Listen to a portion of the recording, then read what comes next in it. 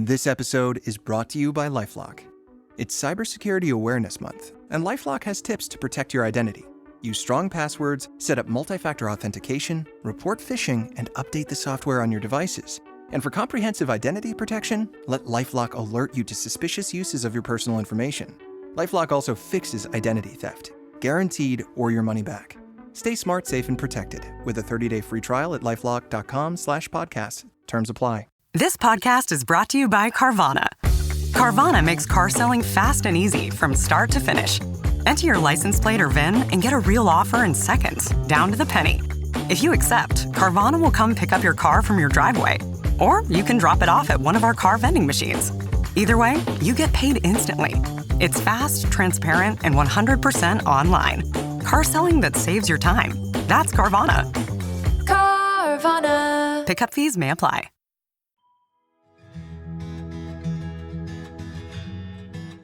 Welcome to the Inside Job Boards and Recruitment Marketplaces podcast. I'm Stephen Rothberg, the founder of College Recruiter job search site. At College Recruiter, we believe that every student and recent grad deserves a great career. And I'm Peter Zollman, founding principal of the AIM Group, the leading global business intelligence service for marketplaces and classified advertising companies. We consult with recruitment marketplaces companies and publish AIM Group Recruitment Intelligence and a free weekly digest. We also host the annual Global RecBuzz Conference. This is the podcast for you to learn more about how to create, manage, and work with general, niche, and aggregator job boards and recruitment marketplaces. Hey, Peter, it is great being with you on what promises to be a very special episode. Interesting episode, to be sure. It's just the two of us, but we're going to raise questions about the gorilla, the monster, lowercase m, in the room. Indeed. The new monster? Indeed we will. Indeed we are. Indeed. But first, you drove back from New Mexico to Minnesota in February. What were you thinking? Well, so spending January in Minnesota is not nearly as nice as spending January in New Mexico. But at some point, the expression "chickens come home to roost." Well, so I needed to come home at some point also. So we did miss the two massive polar vortexes, and it is 40 degrees outside, which for here in the wintertime is balmy. I don't see anybody outside in Speedos, but it's getting close to that point. Yeah, but you could get another two polar vortexes or vortices. And Hush you. For all of our European and normal around the world guests, 40 degrees is about 3.5 to 4 Celsius. Yes. The important temperature gauge. The real smart temperature gauge. Yeah, as someone who grew up in Canada, 50 Fahrenheit is 10 Celsius. I should be more global. 28 is 82. So, and I'm in New Orleans because I am taking a couple of days off and going to museums and going to eat some beignets and going to a restaurant tonight and going to a restaurant tomorrow night, flying home Wednesday. And then Friday, I will be heading out to visit the grandkids in New York. So you win. Yeah, well, grandkids is the winning ticket for sure, and soon to be another grandkid, God willing. So, indeed, lots of employers were surprised when Indeed cut over to pay per application in the U.S. and Canada, which they did very recently. We both agree, and I think almost everybody in our audience would agree, Indeed is a private company. They can charge whatever the heck they want to charge. Yes. So the real question becomes, did they handle this cutover right? Employers were getting bills for thousands of dollars when they had typically gotten bills for $40 and $50 and $100. Did they handle it correctly? We heard from Indeed. We asked them what the heck's going on here. We'll get to that in a minute. We want to talk about the whole pay per application. Is that the right approach? We want to talk about did Indeed handle it correctly? In an ideal world, what does an employer really want to find the candidates they need? College Recruiter, that the job search site that I founded, I think it was like 472 years ago. We've partnered with Indeed for a long time, and we've seen Indeed really grow. We've seen Indeed become very dominant, and we've seen Indeed implement a number of changes that made a lot of employers very uncomfortable, very unhappy, but were the right thing to do for the industry and for the candidates. So, for example, salary transparency. A lot of employers in 2022 were upset when they discovered that they could either choose to include their actual salary ranges, or that Indeed would estimate those salary ranges. And I thought that Indeed did the right thing for the industry, and they're taking a leadership role in that. And I kind of see the pay for performance as similar. The questions I have is around the communication, because it really seems to be a situation where there are a lot of small employers who are very upset and claiming that they didn't know anything about the change to a pay per applicant based. And like you said, they've gone from getting bills of, say, $100 a month to $1,000 a month. And I think that's the real issue in my mind. Well, a couple of notes. First of all, you said they've done the right thing for the industry. Maybe, maybe not, but certainly they ticked off a lot of job boards, and they were, at best, they took a scuzzy stand when they invited all the job boards to work with them and feed them in data, and they then turned around and used that data to compete with, and in many cases, damage or destroy the job boards. Job boards perhaps made their own, you make your bed, you lie in it. But that's one thing. Second thing is the question of whether they communicated it correctly and whether it's the right thing or the wrong thing. I want to get to that in a minute by saying, when the manure hit the fan last week, you notice that I'm not Chad and Cheese. I didn't use the shit hit the fan. Oops. No, but when the manure hit the fan last week, we asked Indeed, because we at the AIM Group were writing a couple of articles about this whole debacle's the wrong word. This whole dust up, I think, is the right word. Yeah. We asked them for comment, and we got a comment back from them fairly quickly, which was very valuable. We also invited them to appear on the podcast, but we gave them very short notice, and they couldn't scrounge somebody up in time. I think that's reasonable. If they want to join us sometime later, we would love to have them. Yeah, that'd be great. Here's what they said. They said employers want to pay for results. They have been given feedback from employers that they want to pay per application. I quite doubt that, because employers don't know what they want to pay for. But they say they have taken comprehensive steps to advise employers of the change. It doesn't look like they took comprehensive steps. They took some steps, but I'm not sure they took comprehensive steps. We had somebody at the AIM Group, Jess Barkulis, who is our overall marketing wizard and so forth and so on, does a lot of our job advertising. We had her try posting a dummy ad. She said it was absolutely clear as mud. Mm-hmm. She couldn't figure out heads or tails. She had to inquire of Indeed support, and she said it was not very well communicated. And then comes in the 7th paragraph or 8th paragraph, whatever it is, the disclaimer or the admission by Indeed and I'll quote because I wrote it down, for a small handful of employers, there have been some instances where they did not have the option to set a budget limit or an application limit. We have since updated the product to allow that. So what they're saying deep in this response, but hey, we screwed up. We're fixing it. And we do know that they have given some refunds to employers.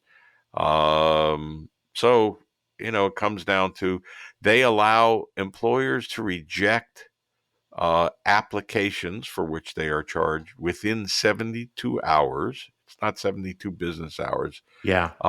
If they don't meet certain criteria, well, I will wait to see how that works in practice. But what that means to me at the AIM Group, as a practical matter, is we've gone back and forth between Indeed and Zip. We have settled on Indeed for the last 4, 5, 6 job postings we have made. We're now going to, at least in the U.S. and North America, we're going to jump back to Zip for a while and see how that works. That's my take. We'll get to the larger question later of, is this just a bump in the road, or is this going to really hurt Indeed? But what's your reaction to Indeed's response and the whole structure and function? Yeah.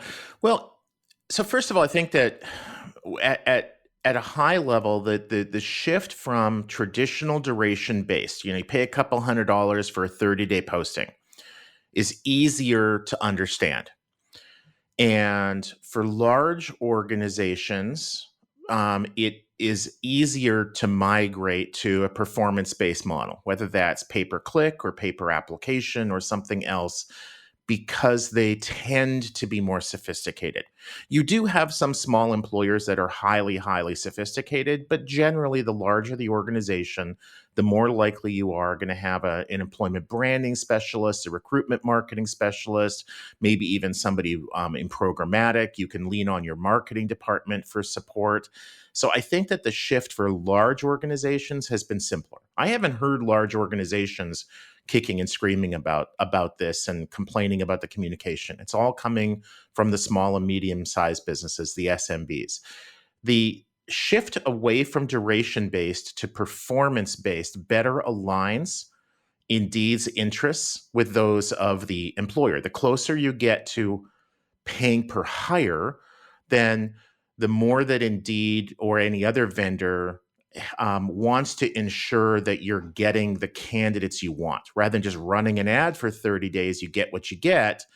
If you don't get the results, the clicks to your career site, the applications, if the candidate applies on Indeed, then ultimately both the employer and Indeed are going to be unhappy about that. So at a high level, I think this will be really good for Indeed.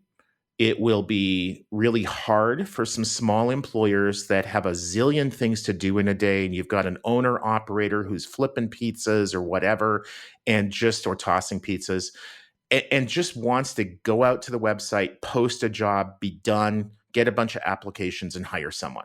And I think that's partly what's happening here, is that a bunch of these SMBs went through the process, posted a job, renewed a posting, and didn't really pay attention to what was happening and just wanted to be done and over with quickly. And then they got surprised. And then also, Peter, you mentioned the admission by Indeed that for a small handful of employers was their wording, that they didn't have the option to set that budget limit or the number of applications. So clearly there were some small employers that should have had that disclosure and didn't. And they have every right to be frustrated, upset, get refunds, et cetera. And I trust that Indeed will handle that. I'll tell you, there have been a number of job boards and other HR tech, TA tech, work tech, call it what you will, including College Recruiter, that have come to the realization that small employers are really, really hard to work with. They're really expensive to sell to because they tend to buy very little and they tend to need a lot of support. And if Indeed loses the small employer business, that will definitely hurt them. They have millions of small employer customers It will make their life easier. I don't envision that Indeed is going to lose the SMBs. I do think that this is going to help some of the other job boards in the short term. You mentioned ZipRecruiter. I think that's an excellent example. And I think we'll see some equivalent examples in other markets. Zip is way, way stronger in the US than it is anywhere else. And when Indeed starts rolling this out in Belgium, I think you'll probably see some Belgium job boards that will gain some strength. One issue that I do have is, and you kind of mentioned it, that when an employer receives an application that's not well qualified, that they have 72 hours to reject it. I wish that Indeed had made that 3 business days, because if that application comes in at 4:00 on a Friday, then you have realistically part of Monday to review the application and get back to them. It kind of reduces your time to like a day. I don't think that's really enough time. So I wish they had done 3 business days. We'll be back right after this break.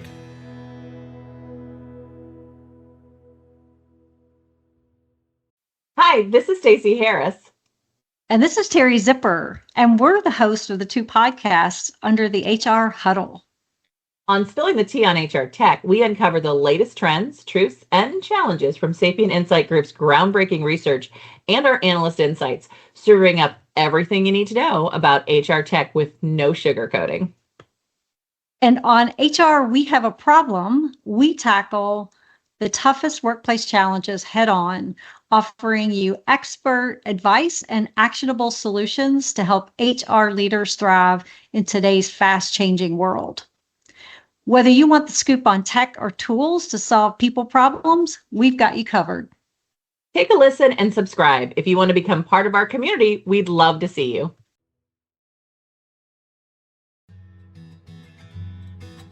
Welcome back to the Inside Job Boards and Recruitment Marketplaces podcast. One of the things I have long said is ultimately the perfect recruiting tool is the one, and we'll never get there, is the one that you say, here's what I need, and it says, here is the perfect candidate. One candidate, and he or she is perfect. You don't have to interview 20. You don't have to reject 40 applications. To a certain extent, executive search is that, where they give you a slate of 6. They narrow it down to 3. Yes. And you've got 3 candidates, not 100. That's the ultimate in perfection. We will never achieve that. And employers wouldn't accept that, because if you said to them, here is the perfect candidate, they're going to say, yes, but where are the others? Yeah. How do I know they're perfect? Because I don't see what they're compared to. So there's some of that. To me, I think the issue is it's going to be difficult for Indeed to give me, with unusual hiring requirements, because we don't hire anybody, they're all contractors, candidates who might nominally fit our needs, but when we look a little closer, they don't.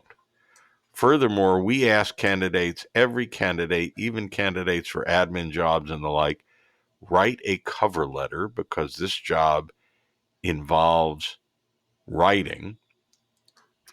And at least 0.5% do that.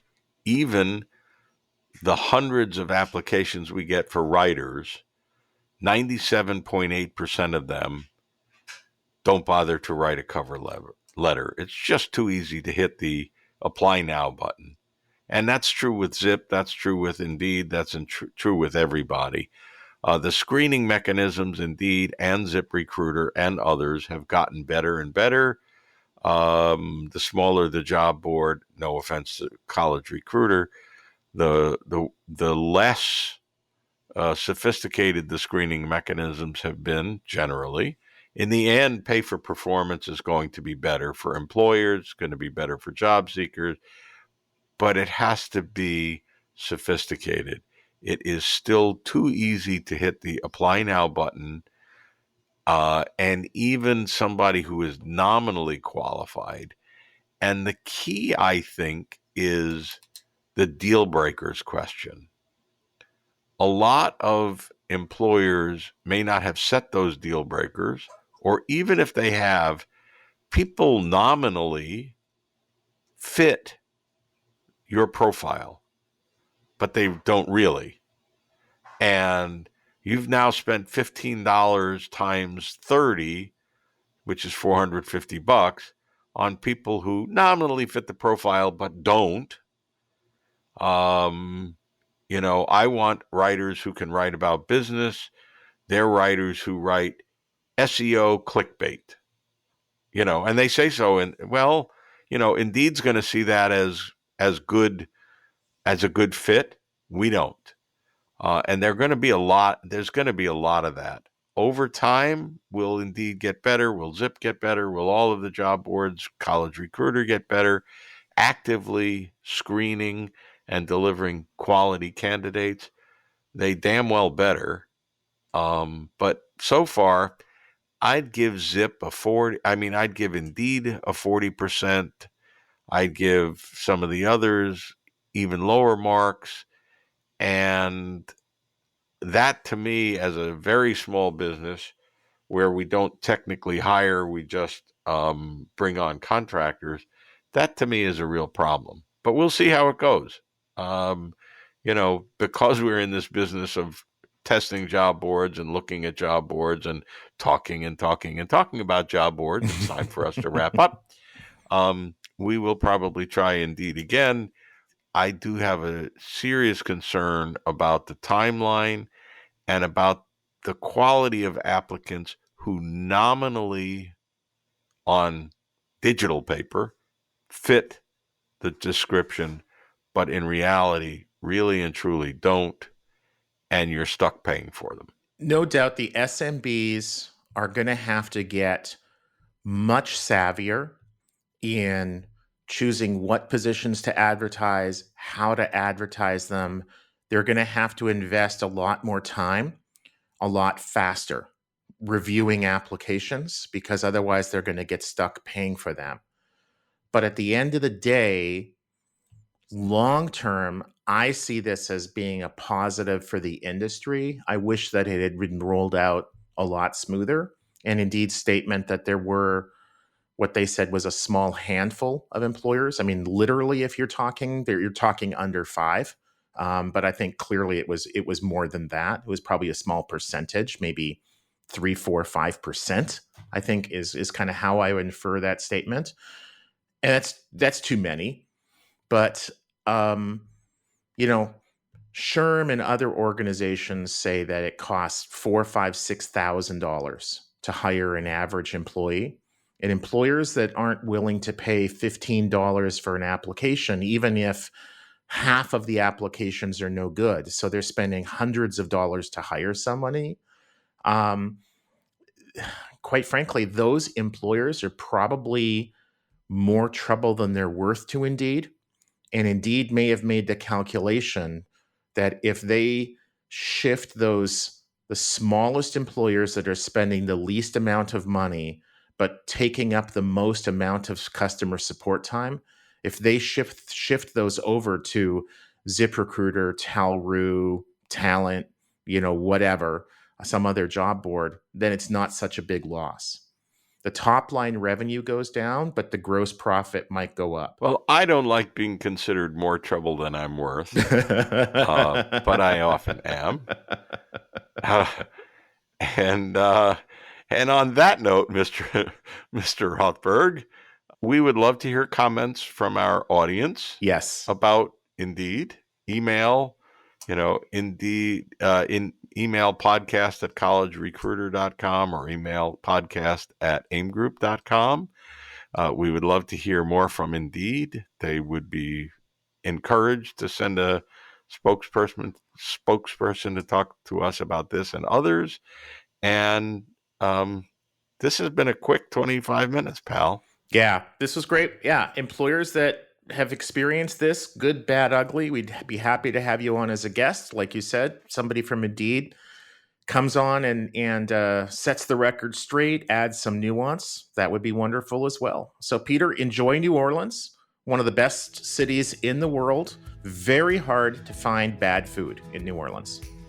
You know, I reviewed restaurants here for several years long ago. It's a great city. It is. It's definitely, I always look forward to going to New Orleans. Cheers, my friend. We'll see you next week. Have a good one. Take care. Inside Job Boards and Recruitment Marketplaces is a co-production of Evergreen Podcasts, College Recruiter, and the AIM Group. Please subscribe for free on your favorite app. Review it. 5 stars are always nice. And recommend it to a couple of people you know who want to learn more about job boards and recruitment marketplaces. Special thanks to our producer and engineer, Ian Douglas.